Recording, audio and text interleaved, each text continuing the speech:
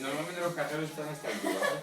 Yo vendría, esperaría que me tiras el pin y te apuñalarías.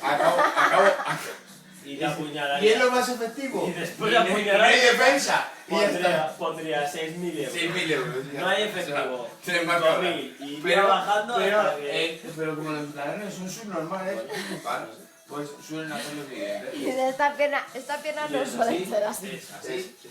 Así. ¿Pero qué haces, tío? La mano en el cuello. Espera que saque dinero. metas el O sea, pin. espera, y que me voy a dar un trago, tío. Si me espera que metas el pin, te meto 2 tiros en la nuca y a tomar por culo. Tú verás, ¿vas a meter el pin o no vas a meter el pin? Pues mira, si en este plan yo no meto ningún pin, ¿eh? O sea, si seguimos juntos, yo no meto ningún pin. Si metes el pin te pego 2 tiros y a tomar por culo. Y si no metes el pin te agarro del cuello, tú verás. Mira, tío, a mí no me gusta esta actitud. Ya, Lo vamos a dejar a Los cacos no O sea, lo vamos a dejar. Yo no es por nada, pero... Te dejo, no metas el pin. Espera, me voy a subir el cuello porque soy un chico de Alejandro, centro. una cosa, un inciso. ¿Tú no tienes una chaqueta súper parecida a la que lleva él? Sí, me la compré en Carrefour.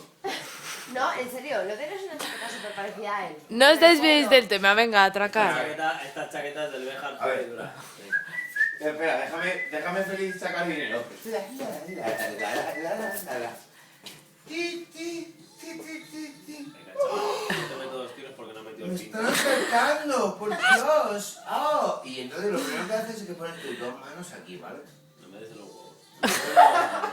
Sí, te voy a dar los ¿Me huevos. vas a dar los huevos? Sí. Y te va a doler además. No, en serio. Entonces lo primero que haces La es esta muñeca. mierda. Oh, ¿por qué me das en los huevos? ¿Cómo lo sabía? ¿Cómo lo sabía? Me cago en la puta, lo sabía. El puto Benham y su llave de nariz, tío. Y su puta llave de nariz. Y su puta llave de nariz. A los huevos y a la nariz. Es que lo sabía. Tío, que lo siento mucho por tus huevos.